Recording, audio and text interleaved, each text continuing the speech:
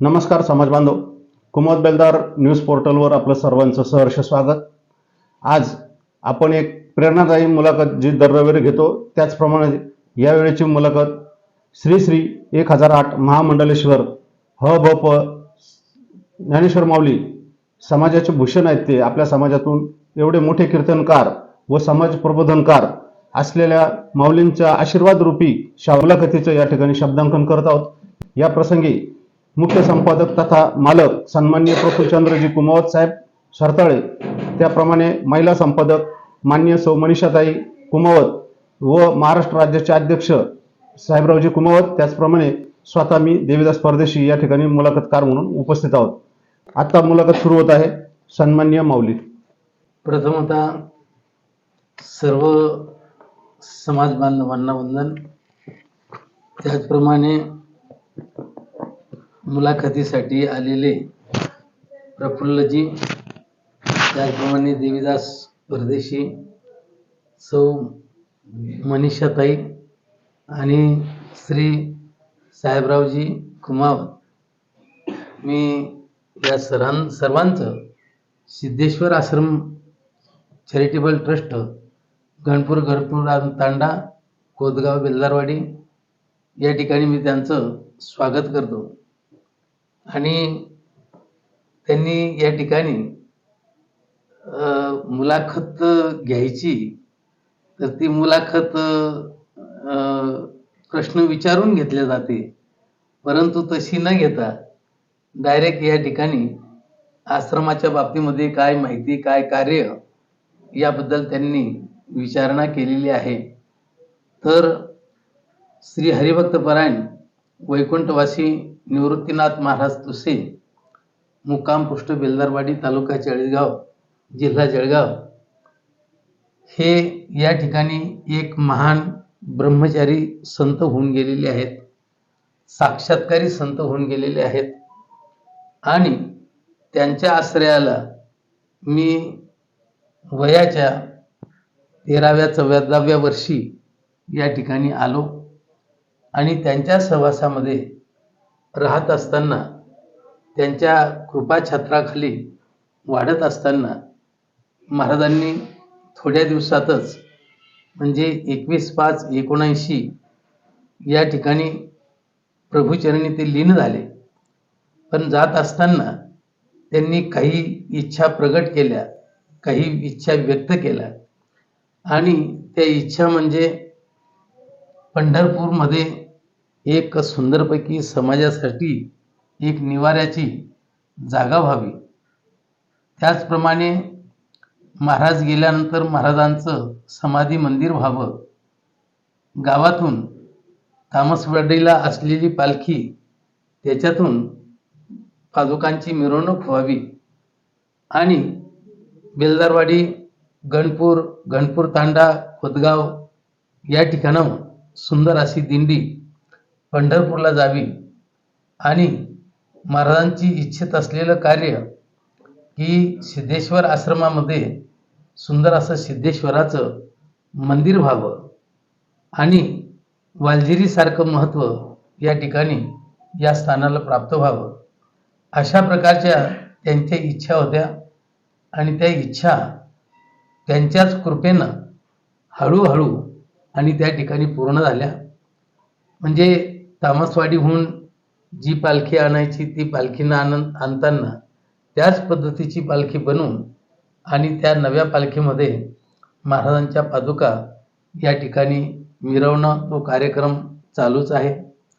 त्याचप्रमाणे महाराज गेल्यानंतर महाराजांचं समाधी मंदिर ते अतिशय कष्टातून पण उभं राहिलं.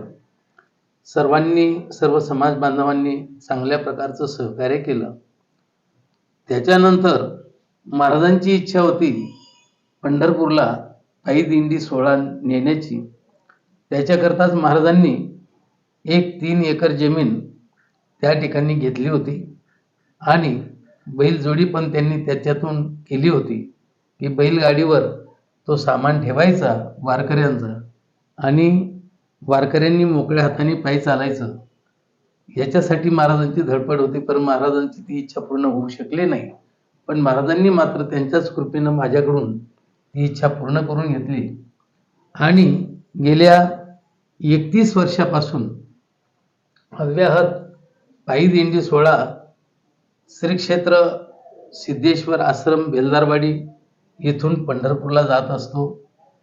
दिंडीमध्ये पहिल्या वेळेला 250 वारकरी होते, परंतु आज मितीला कधी 1200, कधी 1000, कधी 800, कधी 900, म्हणजे जसा पाऊस पडेल या पावसावर अवलंबून आणि त्या ठिकाणी दिंडीमध्ये वारकऱ्यांची संख्या कमी अधिक त्या ठिकाणी होत असते.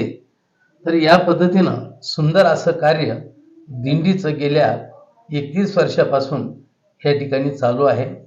दिंडी अतिशय शिस्तबद्ध पद्धतीने पंढरपूरला जात असते. दिंडीमध्ये जेवढे वारकरी येतात त्याच्यामध्ये सर्वच काही व्यसनमुक्त नसतात, परंतु जे व्यसनमुक्त आहे त्यांना तर काही प्रबोधन करण्याची आवश्यकता राहत नाही, परंतु जे व्यसनी लोक आहेत तर त्यांना मात्र प्रबोधन आपण करत असतो. आणि त्याच्यामुळे दिंडीमध्ये जाताना कमीत कमी दिंडी परत होत असताना 50 लोक तरी व्यसनमुक्त आणि त्या ठिकाणी होऊन जातात आणि बरेचसे माळकरी पण होतात आणि त्यांचा संसार त्याच्यातून सुखाचाही होत असतो. या माध्यमातून दिंडी अतिशय सुंदर रीतीने चालू आहे. ख्यातनाम दिंडींमध्ये एक ख्यातनाम दिंडी बेलदारवाडीची ही सर्व महाराष्ट्रभर जवळजवळ प्रसिद्ध झालेली आहे आणि तीच दखल घेऊन महाराष्ट्र शासनाने आपल्याला ॲम्ब्युलन्स, डॉक्टर, कंपाऊंडर असा औषधीसह संपूर्ण आणि सहकार्य त्यांचं राहतं. त्याच्यामुळे या दिंडीला आगळं आणि वेगळं महत्त्व प्राप्त झालेलं आहे आणि समाजासाठी, भाविकांसाठी पंढरपूर क्षेत्रामध्ये 21 गुंठे जागा घेऊन त्या ठिकाणी 8000 स्क्वेअर फूट काम 4 मजली आणि त्या ठिकाणी पूर्ण झालेलं आहे. एका वेळेला त्या ठिकाणी सुंदरपैकी 2000 लोक निवासाला राहू शकतात. आंघोळी सकट, जेवणासकट, शौचाला जाण्यासकट त्यांना बाहेर पडण्याची गरज नाही, अशी व्यवस्था समाज बांधवांच्या माध्यमातून आणि ट्रस्ट मंडळींनी त्या ठिकाणी आणि केलेली आहे. अशी सुंदरपैकी भव्य दिव्य इमारत त्या ठिकाणी झालेली आहे आणि त्या ठिकाणी चातुर्मासाला राहणारी जी साधक मंडळी राहते तर कधी 500 राहतात, कधी 600 राहतात, कधी 700 राहतात. या सर्व मंडळीला संध्याकाळचं भोजन, चपात्या असतील तर 2 चपात्या आणि भाकर असेल तर 1 भाकर आणि त्याला पुरेल असं कालवण त्या ठिकाणी सुंदर असं दिल्या जातं. आणि हा उपक्रम कल्पना नाही किती दिवसापासून चालू आहे, पण तो अव्याहत मात्र सर्व भाविकांच्या सहकार्याने आणि तो त्या ठिकाणी चालत असतो. त्याचप्रमाणे सिद्धेश्वर आश्रम या ठिकाणी सिद्धेश्वराच्या मंदिराची उभारणी होऊनही बरेच दिवस झाले आणि मुंगीच्या पावलानं का होईना, परंतु हळूहळू या आश्रमाचा सुंदर असा विकास होतोय. या आश्रमाशी जोडलेले परिसरातले बरेचसे भाविक आहेत, त्याच्यामध्ये काही समाज बांधव आहेत तर काही समाज इतर आमच्या भाविकांची जी जात आहे तर ती मंडळी या ठिकाणी येत असते.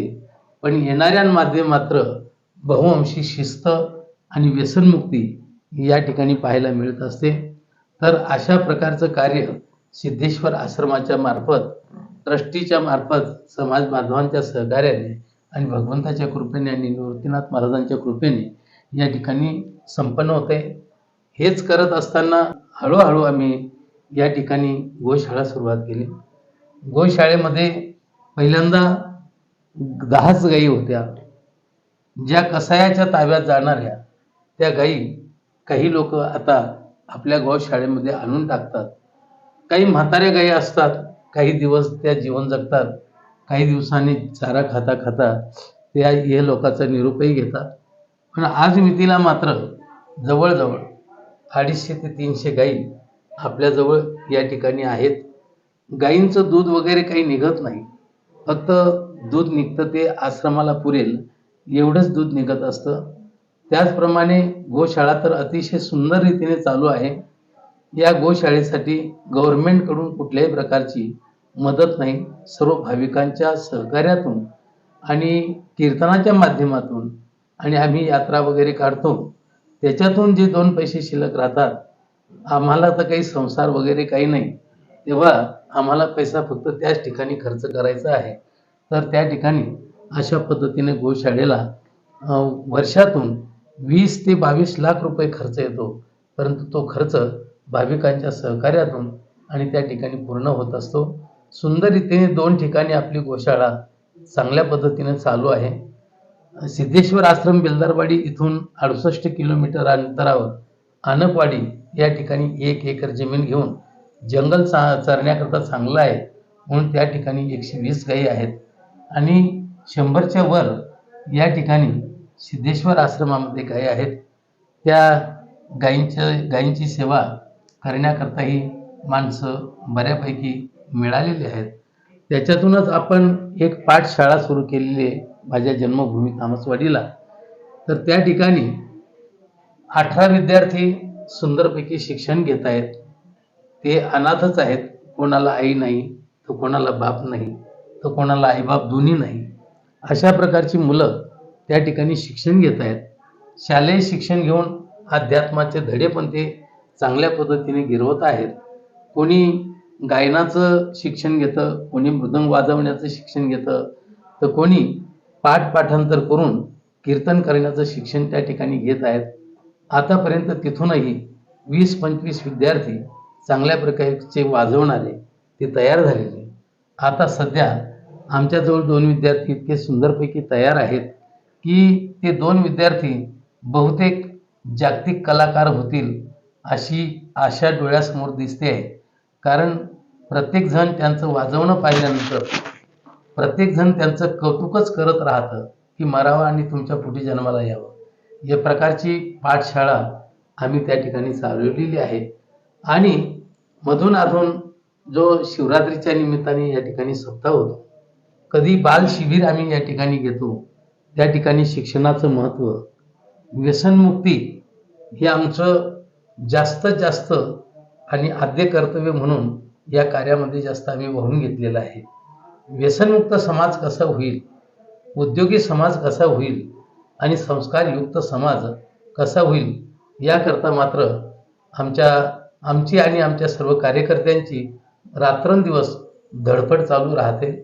तेव्हा आम्ही भीक मागत असताना लोकांजवळ एकच भीक मागतो की तुमच्याजवळ तंबाखू असेल तर ती आमच्या झोळीमध्ये टाका, तुमच्याजवळ दारू असेल तर ती दारू आमच्या झोळीमध्ये टाका आणि आजपासून मरेपर्यंत आम्ही या व्यसनाला कधीच स्पर्श करणार नाही अशी शपथ घ्या. काही ठिकाणी प्रयत्न निष्फळ होतात, परंतु बहुअंशी मात्र चांगल्या प्रकारचा प्रतिसाद आणि मिळतोय आणि त्याच्यामुळे जवळ आज 5 ते 7 हजार लोक व्यसनमुक्तही त्या ठिकाणी झालेले आहेत आणि चांगल्या प्रकारचे संसार त्यांची उभारले गेलेले आहे. कारण समाजाला खाली आणणारी जर कधी कोणती वस्तू असेल तर ती दारू आहे.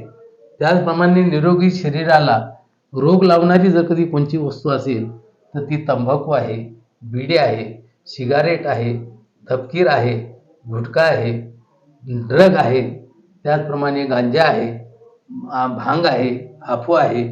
हे सर्व जे व्यसनं आहेत ना, हे व्यसनं शरीराला, निकोप असलेल्या शरीराला कोप लावणारी व्यसनं आहेत आणि परिस्थिती खाली घालवण्याकरता दारू हे व्यसन अतिशय बेकार आहे.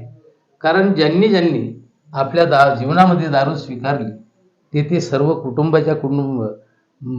अगदी बेकार झाले, जमीनहीन झाले, भूमिहीन झाले, घररहित झाले आणि उघड्यावर त्यांचा संसार पडलेला आहे. तर त्यांचे सोन्यासारखे लेकरं कोणाच्या तरी दारापुढे भिक्षा मागताना दिसतात, त्यांची सोन्यासारखी बायको कोणाच्या तरी इथं भांडे घासताना दिसते, कपडे धुताना दिसते, निंदायला टोपायला जाते. हे पाहिल्यानंतर खूप मन कळवळतं. तेव्हा आम्ही जास्तीत जास्त व्यसनमुक्त करण्याचा आणि प्रयत्न करतो आणि आम्ही साधूच असल्यामुळे आम्ही गृहस्थाश्रम स्वीकारलेला नसल्यामुळे आम्हाला काही समाज एवढंच कुटुंब राहिलं असं नाही, तर विश्वातले जेवढे समाज आहेत तेवढे सर्व आमच्या कुटुंबातलेच लोक आहेत. म्हणून कोणी मुसलमान असला तरी त्यालाही मी व्यसन मागून आणि व्यसनमुक्त करण्याचा प्रयत्न करतो. कोणी ख्रिश्चन असला तरी माणुसकीचं नातं हे डोळ्यासमोर ठेवून आणि त्याच्याजवळ व्यसनच मागत असतो. मला पैसे मागण्याची कधीही इच्छा होत नाही, पण मला असं वाटतं की मी कोणाच्या संसारामध्ये पैशाची मदत करू शकत नाही, परंतु त्याचा जर कधी व्यसनामध्ये जाणारा पैसा तो जर कधी थांबला तर एक प्रकारे त्याच्या संसाराला, त्याच्या आरोग्याला एक चांगल्या प्रकारची मदत करण्याचं पुण्य या माध्यमातून आपल्याला मिळू शकतं. म्हणून आमचं आणि आमच्या सर्व कार्यकर्त्यांचं हेच मत आहे आणि आम्ही साक्षर समाज कसा होईल आणि संस्कृतीने युक्त समाज कसा होईल याकरता मात्र सारखे प्रयत्न करत असतो. कारण समाजामध्ये जर कधी संस्कृती नसेल तर त्या समाजाला काहीही चांगल्या प्रकारची दिशा राहत नाही.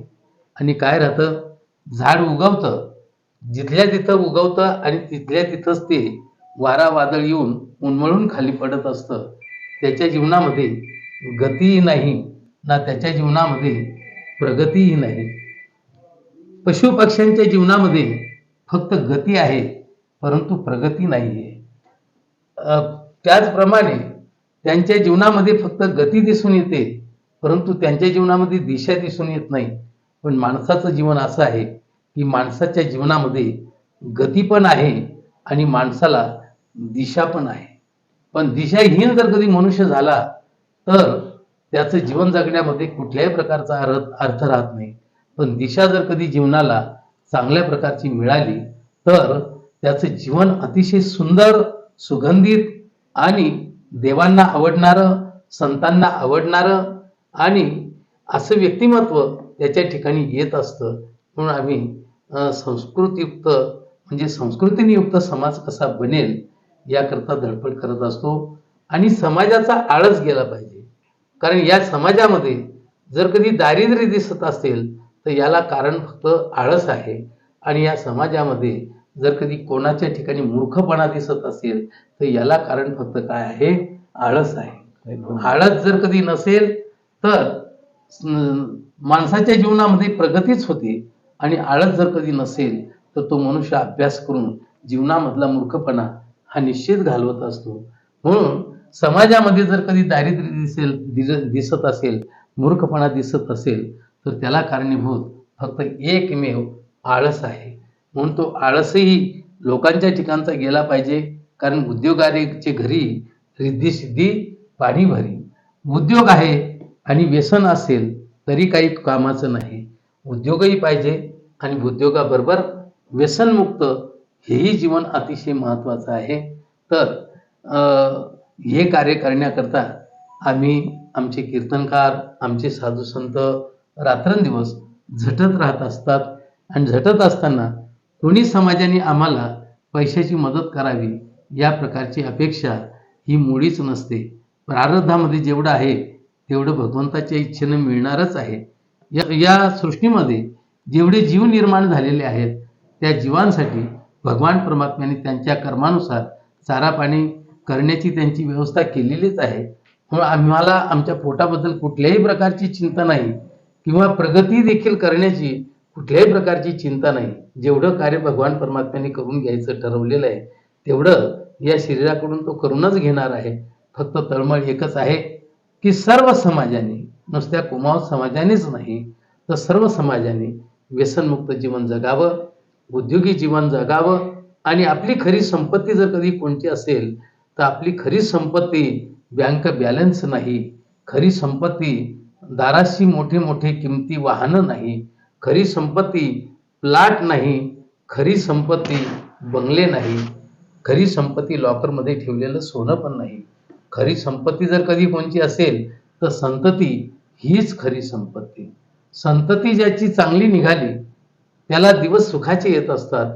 संतती ज्याची टुकार निघाली त्याला मात्र रडायला दिवस पुरत नाही. एवढ्या करता संततीवर चांगल्या प्रकारचे संस्कार घडवण्याकरता आपणही सर्वांनी संस्कारयुक्त जीवन जगलं पाहिजे. नाही तर आपण तंबाखू खायची आणि मुलापासून त्यांनी तंबाखू खाऊ नये ही अपेक्षा करायची, हे चुकीचं ठरणार आहे.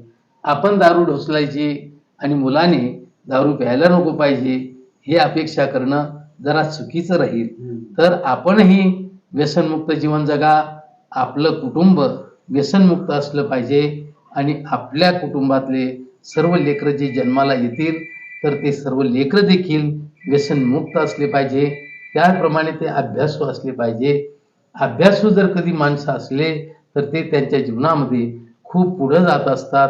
आपण पाहिलेलंच आहे की अभ्यासू माणसं कशी जीवनामध्ये पुढे गेलेले आहेत.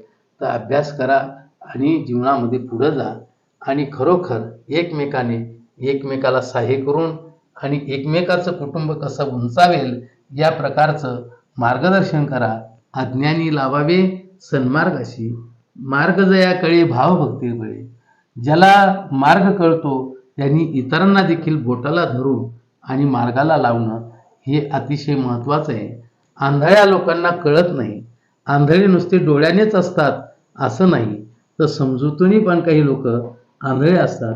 तर ज्यांची समजूत वाढलेली आहे त्यांनी अशा अंध असलेल्या समाजाला हाताशी धरून आणि त्याला पुढे नेण्याचा प्रयत्न करणं आणि त्याला चांगल्या प्रकारची दिशा दाखवणं हे अतिशय महत्त्वाचं आहे.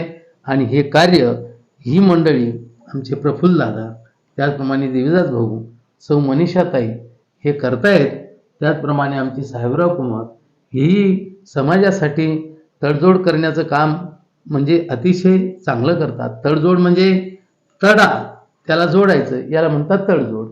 तर तडा जो आहे पडलेला, नवरा बायकोतला तडा असेल, भावाभावातला तडा असेल, शेजाऱ्याचा तडा असेल, तर तो तडा जोडून काढणं हे काम चांगल्या प्रकारचं साहेबराव कुमावत पण करत आहेत.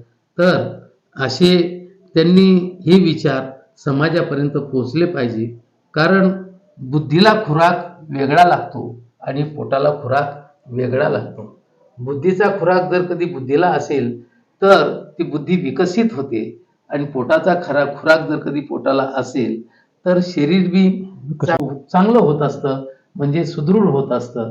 म्हणून खरं तर शरीराच्या खुराकापेक्षाही बुद्धीचा खुराक हा माणसाला अतिशय महत्त्वाचा राहतो.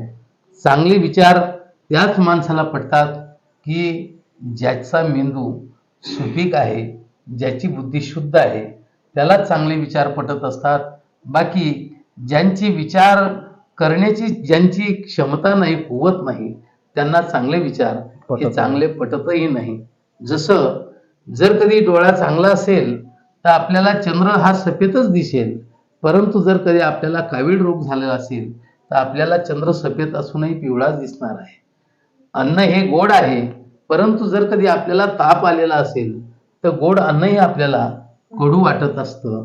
त्याप्रमाणे आपली विचार करण्याची शक्ती जर कधी चुकीची असेल तर आपल्याला चांगले विचारही चांगले वाटू शकणार नाही. ते म्हणतात ना, गाढ भला गुळाची चव काय. बरं का, चारच पायाचा असतो गाढव असं नाही, तर दोन पायाचे असलेली माणसं यांच्यामध्येही जर कधी गाढवासारखं वागणं असेल तर त्यांना देखील आपल्याला गाढवच म्हणावं लागणार आहे. अज्ञान ते गाढव. ज्यांच्या ठिकाणी अज्ञान आहे तर त्यांना गाढवच म्हणावं लागत असतं. तर या गोष्टीचा कुणी राग मानू नये आणि आपले विचार चांगले करा. आपण पुढे चला, आपल्या मागे येणाऱ्यांना पुढे घ्या आणि प्रत्येकाचा हात धरून पुढे नेण्याचा प्रयत्न करा, एवढीच अपेक्षा आहे. रामचंद्र प्रभू आपले कुलपुरुष आहेत. रामचंद्र प्रभूचं बोलणं, रामचंद्र प्रभूचं वागणं, रामचंद्र प्रभूचं आचरण आणि रामचंद्र प्रभूची समजूत किती सुंदर होती, किती सुंदर होती. 4 भाऊ होते, परंतु 4 भावाला सोडून रामचंद्र प्रभू एका बाजूला राहिले नाही, सर्व भावांना बरोबर ठेवलं. म्हणून रामचंद्र प्रभूची विचार प्रणाली काय होती ती रामायणातून चांगल्या पद्धतीनं समजून घेतली पाहिजे. म्हणून आपण फक्त रामचंद्र प्रभूचा फोटो ठेवून रामचंद्र प्रभू आमचे कुलपुरुष होते एवढंच म्हणून चालणार नाही. तर आपल्याला त्यांचं वचन काय होतं तर त्या वचनांचा अभ्यास करणं आणि ते नुसता अभ्यास न करता ते वचन आपल्या अनुकरणात आणणं हे अतिशय महत्वाचं राहील. आणि जर कधी रामायण प्रत्येकाच्या डोक्यामध्ये शिरलं तर मला असं वाटतं की कुमावत समाजामध्ये खऱ्या अर्थाने रामच प्रगटला आणि सर्व कुमावत समाजामध्ये रामराज्य पसरलं असं दृश्य त्या ठिकाणी पाहायला भेटणार आहे. तर सर्वांनी या पद्धतीचं लक्षात घ्यावं आणि लक्षात घेऊन दादा हो उद्योगी बना, व्यसनमुक्त बना आणि आपल्या संततीला चांगलं संस्कारयुक्त करा. गळ्यामध्ये माळ, पंढरपूरची वारी, रामचंद्र प्रभू आपले देव आहेत ना, तर आपल्या घरामध्ये रामचंद्र प्रभूचा फोटो असला पाहिजे आणि रामचंद्र प्रभूचं रोज आपण पूजन करून त्यांचं दर्शन घेतलं पाहिजे. आणि रामाला म्हणायचं की रामा तुमचं जे आचरण आहे ते आमच्या ठिकाणी येऊ द्या, ही प्रार्थना करत राहायचं. आणि अशा प्रकारची प्रार्थना करून आणि जीवनातला नास्तिकपणा काढून आस्तिकपणा ठेवायचा आणि आपल्या घरामध्ये अनितीचा एक पैसा येणार नाही याची काळजी घ्यायची. कारण घरामध्ये अनिती आली की लक्ष्मी आपला पाऊल काढता घेत असते. म्हणून म्हणलेलं आहे सतिया सतमत छोड, सत छोड पच जाय, सत की बांधी लक्ष्मी रे, फेर फेर घर आहे. माणसांनी नीती सोडायची नाही आणि अनिती कितीही दिसत असलं त्याच्यामध्ये तरी ते काही कामाचं राहत नाही. पत्त्याचा बंगला वारा आला की उडून जात असतो, परंतु नीतीचा बंगला कितीही वारे येऊ द्या आणि कितीही प्रसंग कठीण येऊ द्या तरी तो नीतीचा बंगला हा ढासळू शकत नाही आणि ती संपत्ती कधीही नष्ट होऊ शकत नाही. ज्या घरामध्ये पाप शिरलं त्या घरातली श्रीमंती जाईल. ज्या घरामध्ये ज्या शरीरामध्ये आजार शिरला तर त्याचा शरीरामध्ये सुदृढपणा राहत नाही. आणि ज्याच्या जीवनामध्ये चिंता लागली तर त्याच्या जीवनातली चिंता लागल्यामुळे चतुराई निघून जात असते. म्हणून आपण पाप भिरू राहिले तर भगवान परमात्मा आपल्या जवळ येईल हे लक्षात ठेवा. बोलण्यासारखं खूप असतं, परंतु मुलाखतीवर किती बोलायचं राहतं तर थोडंसंच बोललो. कारण आम्ही कीर्तनकार मंडळी आम्हाला बोलायचं व्यसन जास्त राहतं. तर म्हणून मी माझं हे 2 शब्दाचं बोलणं या ठिकाणी संपुष्टात घेतो आणि सर्वांना वंदन करतो आणि माझं हे बोलणं या ठिकाणी थांबवतो. रामकृष्ण हरी. रामकृष्ण. नमस्कार. आताच आपण माऊलींची मुलाखत पाहिली. आम्ही माऊलींचा आशीर्वाद घ्यायलाच आलो आहे. तर सर्व समाज बांधवांना माऊलींच्या संदेशाचा अनुपालन करावं अशी विनंती करतो आणि प्रत्येकाने बेलदारवाडीच्या सिद्धेश्वर आश्रमाला अवश्य भेट द्यावी व होणाऱ्या नियोजित मंगल कार्यालयाची पाहणी करावी व इथली गोशाळा अतिशय सुंदर आहे त्याचे सुद्धा अवश्य भेट द्यावी ही नम्र विनंती. धन्यवाद. रामकृष्ण.